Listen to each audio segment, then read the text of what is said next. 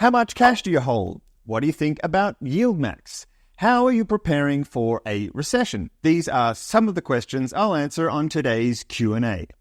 This thing looks ridiculous.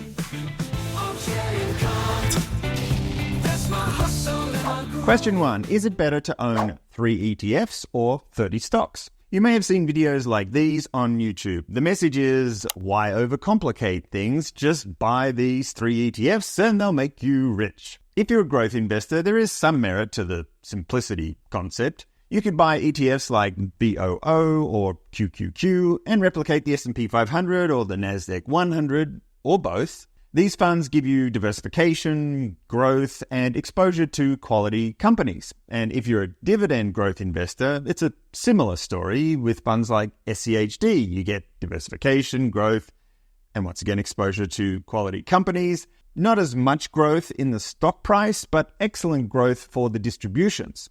I got nothing against those strategies, but as a retiree, I've chosen to be an income investor.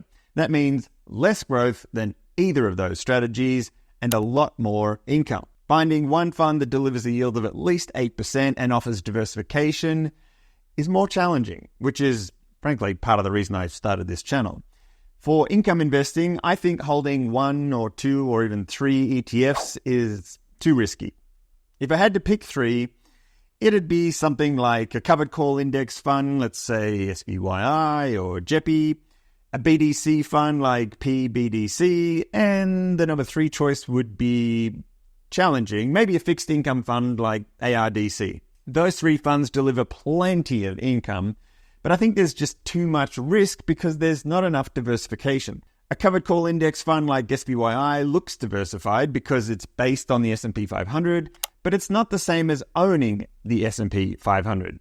If the market crashes and then rebounds quickly, these funds are much slower to recover than the underlying index. And then the BDC sector is a great way to generate income, but that's a fairly small asset class. None of these are perfect by themselves. So to reduce risk, I want exposure to other sectors like real estate, utilities, midstream assets, healthcare, and I like Simplify's fund that generates income by shorting the VIX.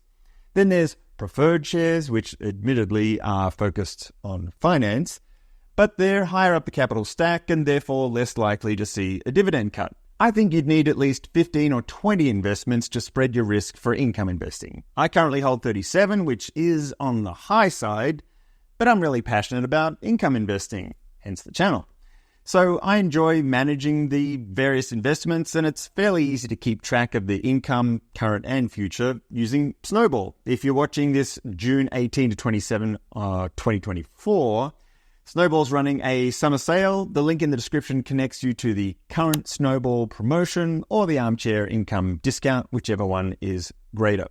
So in summary, I think the 3 ETF thing can work for growing your portfolio while you're working, but in retirement, income becomes a priority. If you're just going to stick with the VOO concept in retirement, then you would have to sell some to pay the bills, and that just doesn't work for me.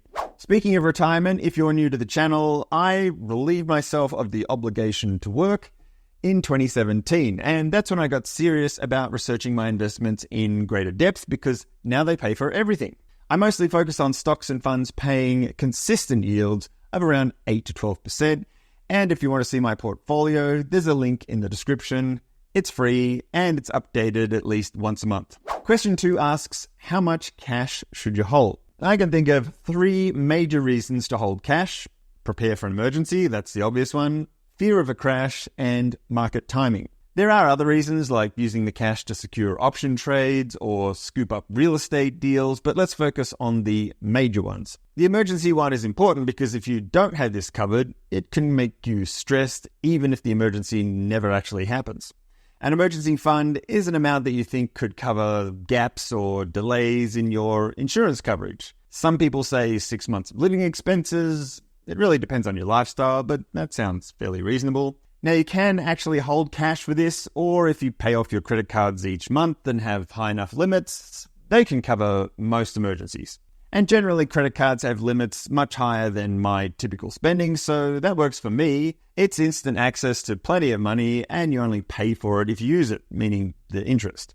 Fear of a crash means you don't like the idea of your portfolio going down in value, so you convert some or all to cash because it's safe. I'll admit I did too much of that one at the start of the 2020 pandemic, and I learned my lesson. In my opinion, the market's always in one of two phases. It's either overvalued, the crash is coming. There's a lot of that in 2024 and frankly, most years. The other phase is less common, but in 2022, it was in the market is down, more pain to come phase. In other words, I think if you go to cash every time you think the market is going to correct, you'll be in cash most of the time, and the best that you can hope for is to keep up with inflation. The third major reason is the close cousin to fear of a crash, and that's market timing. This is the investor that doesn't fear a crash. They're salivating at the prospect and hoping to scoop up deals when there's blood in the streets. This isn't fear, it's greed, and I relate to it because I want to buy when the market is cheap too. There are two challenges with this way of thinking though. Number one is opportunity cost. You could be waiting 6 months or 6 years for a crash. Nobody knows. During that time, you're making the short-term treasury rate on cash. Currently, that's 5%, but it won't stay that high forever. If my portfolio is yielding more than 10%, it's currently 10.8, and cash is paying, say, 5%, that's a delta of at least 5% per year that I'm losing while I wait for the crash. So to make up for that, scooping up deals during a crash would need to deliver returns far in excess of that opportunity cost, let's call it 5%, times the number of years that you have to wait for the crash. The longer you wait, the higher the hurdle. The second problem with the blood in the streets strategy is timing. In hindsight, a 5-year-old can execute this strategy. You just buy anything right here. But in real time, it's quite different, even though we forget this. The bottom never feels like the bottom. It feels like a slippery slide down, and nobody knows when it will end. During that time, if you buy a stock, the next week it's probably worth less, and the next month even less again. It's not easy to pour large piles of cash into something that's declining in value. For all these reasons, I hold not a lot of cash, just enough for current expenses. For context though, I have no debt of any kind, and my fixed living costs are relatively low. My biggest expense is leisure travel, and that's easy to pause if I had to. As much as I'd love to pour a ton of cash into the market during the next correction, I've accepted that I'll actually just be doing the same thing that I do now, which is reinvesting a portion of my dividend income back into the portfolio every month. The only difference will be that during a crash, that money will buy more income per dollar because yields will be higher. I can't give you a percentage or formula that everyone should follow. My only advice is to hold enough cash to sleep well at night.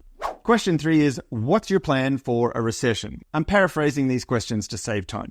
I don't believe in market timing, so you know my answer won't be I'm setting aside a pile of cash. I think this question is really important if you remain a growth investor during retirement, because during a crash, you'd have to think about whether you're comfortable selling your investments when they're worth 20 or 30% less, and whether to prepare for that by selling some now. As an income investor, I don't sell anything to pay my bills, so I don't really think about that. Instead, my focus is on avoiding dividend cuts, but I focus on dividend safety whether the economy is strong or weak. For example, office real estate and debt is distressed in some parts of the US, so I wouldn't hold a REIT that's sitting on a ton of office or office debt if they're upside down on it. For that reason, I wouldn't hold ACRE even though it's paying a mouth-watering yield of 14%. But I do hold STWD because they have plenty of cash to buy distressed deals and loans if they become attractive. Not sure if we're there yet. I also monitor dividend safety by reading lots and lots of newsletters and updates from Simply Safe Dividends. They issued a dividend safety update on a healthcare fund I owned, ticker THQ. Basically, it said that THQ raised their distributions so high that it might be cut if there's a recession. I like the fund and I still hold it, but if they hadn't issued that update, I'd have a larger allocation than the 1.7% that I have now. Simply Safe is expensive at $499 a year, and I've never seen a discount code for it. A cheaper option is just to follow the news and comments for your stocks on Seeking Alpha. So in summary, I won't be changing my strategy to prepare for a recession. Keeping an eye on dividend safety is a constant focus regardless of what the market is doing. All right, enough negative talk. Question 4 asks about some good news.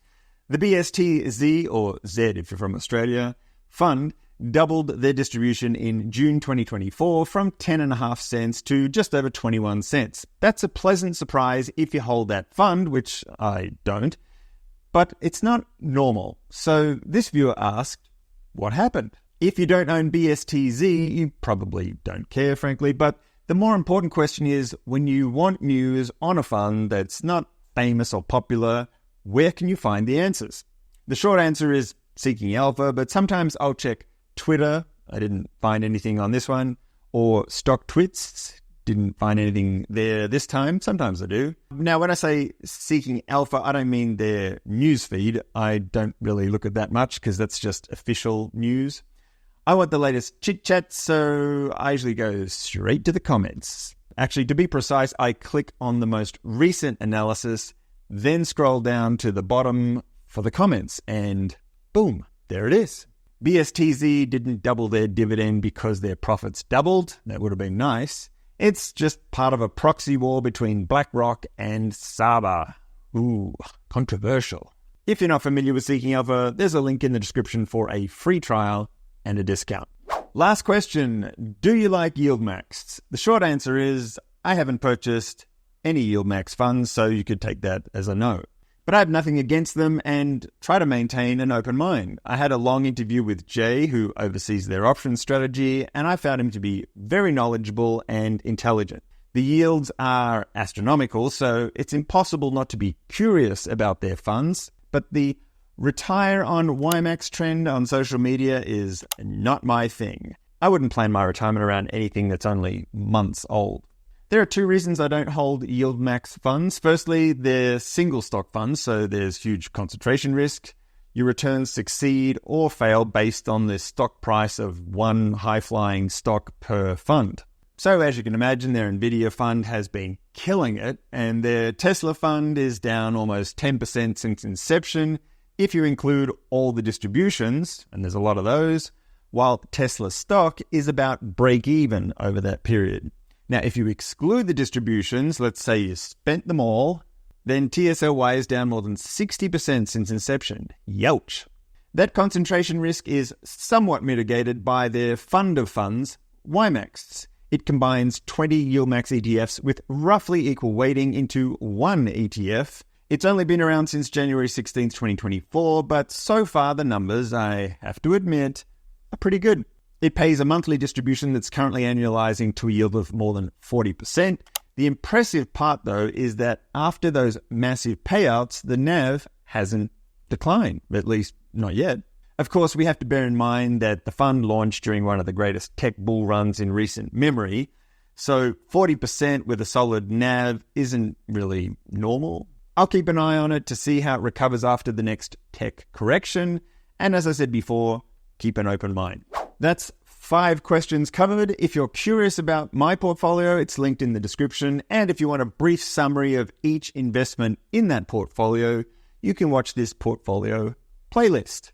More armchair income coming soon. Armchair income, that's my hustle.